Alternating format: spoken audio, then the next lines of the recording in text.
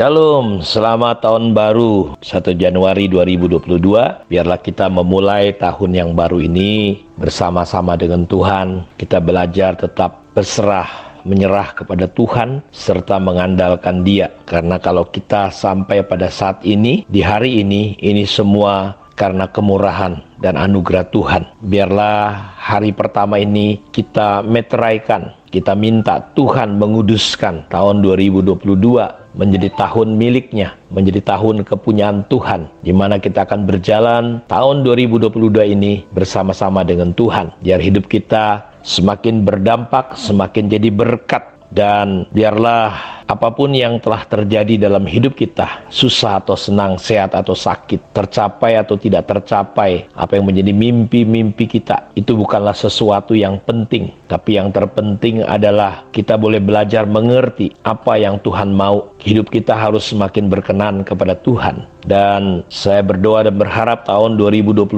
ini hidup kita berhasil mengatasi ketidakdewasaan, berhasil mengatasi kekanak-kanakan, kehidupan yang duniawi dan kedagingan. Kita harus menang. Saya rindu saudara sebagai orang Kristen, saudara semua boleh bertumbuh di dalam Tuhan. Saya sebagai orang yang dipercayakan menggembalakan Bapak Ibu dapat memberi arah dan menunjukkan jalan-jalan Tuhan kepada kita semua, dan kita dapat menempuhnya. Karena gereja itu sama seperti keluarga. Gereja sebagai keluarga rohani kita, sama seperti waktu kita lahir dalam sebuah keluarga di mana kita tidak punya pilihan. Kita tidak dapat memilih siapa ayah dan ibu kita, terlepas seperti apa ayah dan ibumu. Selain kita belajar untuk menerima, belajar untuk menghargai, belajar untuk menghormati mereka, agar firman Tuhan boleh tergenapi supaya kita bahagia dan panjang umur di bumi. Seperti kata Efesus 6 ayat 1-3, bagaimana kita perlu menghormati ayah dan ibu kita sebagaimana seharusnya di dalam Tuhan, supaya kita panjang umur dan bahagia di bumi ini.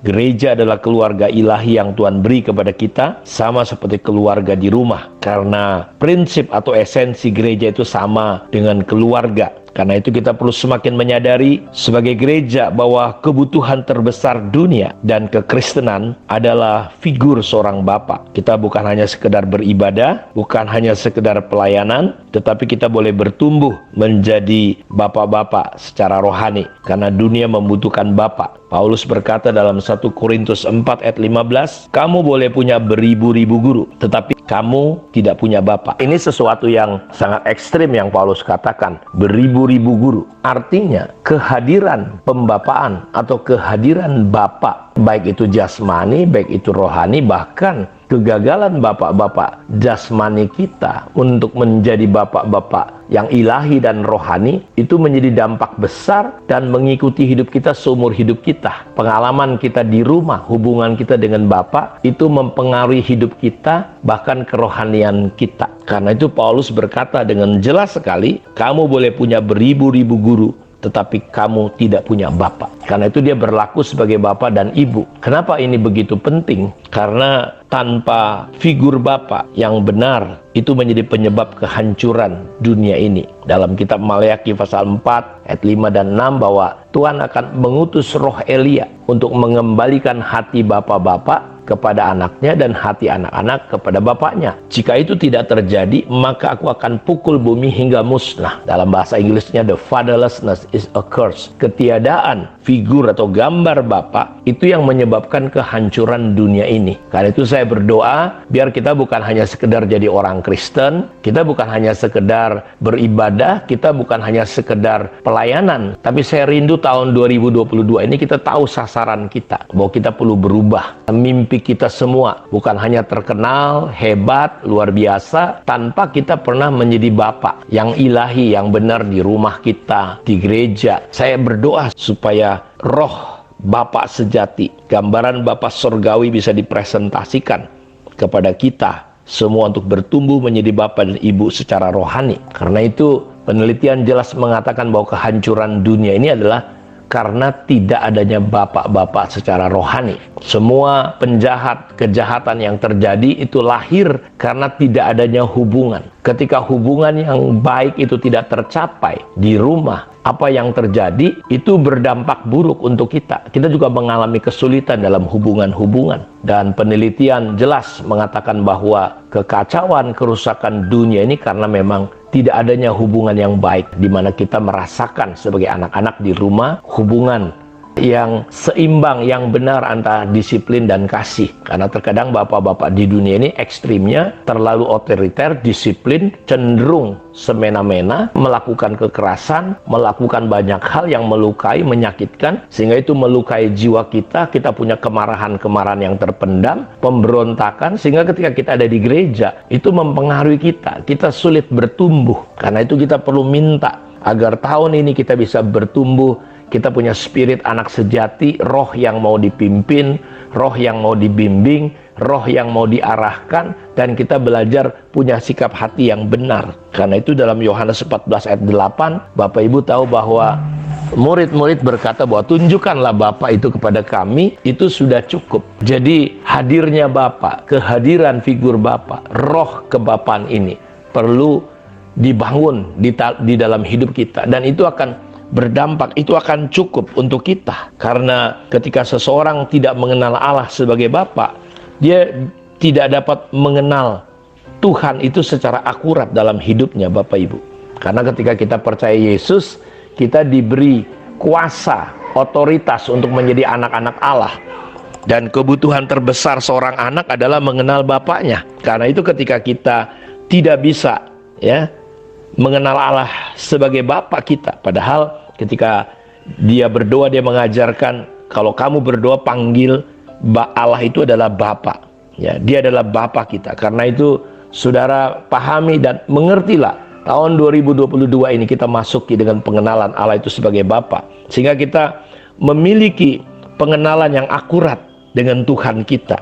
Yang kedua, akibat ketika kita tidak mengenal Allah sebagai Bapa adalah kita tidak dapat mengasihi, kita sulit intim dengan Allah dan sesama.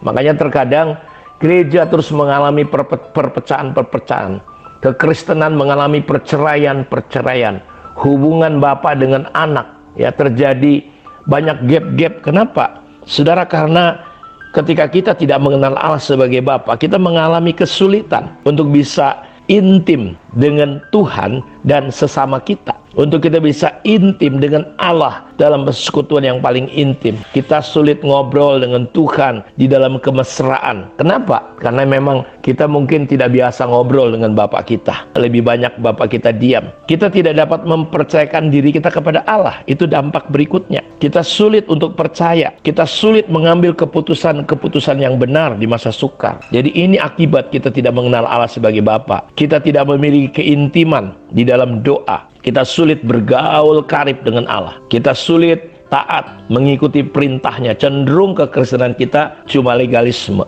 Kita tidak bisa mengasihi tanpa syarat. Kita tidak punya disiplin yang benar. Hidup kita ngawur, tidur pun susah, makan pun susah, nggak teratur hidup kita. Kita tidak melayani dengan benar seperti Yesus. Kita nggak mengerti visi daripada Bapa kita sendiri. Karena itu saya berdoa, kita ingin belajar bagaimana ke depan nanti kita perlu mengejar, memahami dan memiliki fokus, mengejar yang substansial, mengejar yang esensi, mengejar yang hakikat, yang prioritas dalam hidup kita. Dan saya berdoa Tuhan memberkati kita semua. Mari kita tunduk kepala, kita berdoa. Terima kasih di awal tahun ini kami bisa memulai dengan bersaat teduh bersama-sama dengan Engkau ya Tuhan. Biarlah firman yang kami dengar lewat suara gembala ini menolong kami, mengarahkan kami, menyentuh, menjamah hati kami, sehingga kami selalu siap diarahkan oleh Tuhan lewat firman-Mu. Urapi Tuhan semua anak-anak-Mu, jadikan kami berkat, jadikan kami terang, jadikan kami saluran berkat Tuhan, saluran kasih untuk orang-orang yang membutuhkan Tuhan. Biar di hati kami ada pengenalan akan Allah sebagai Bapa kami. Berkati semua anak-anak-Mu dimanapun mereka berada. Tuhan jagai, lindungi, tutup bungkus. Dan kalau ada yang lemah, ada yang sakit, demi nama Tuhan Yesus Kristus, mereka disembuhkan oleh Tuhan sendiri. Dan aku berkata, jadilah kuat, jadilah sehat, dan ada antusias dan tetap semangat. Kami bersyukur untuk tahun 2022 ini. Dalam nama Yesus kami berdoa. Amin. Tuhan memberkati kita semua. Shalom.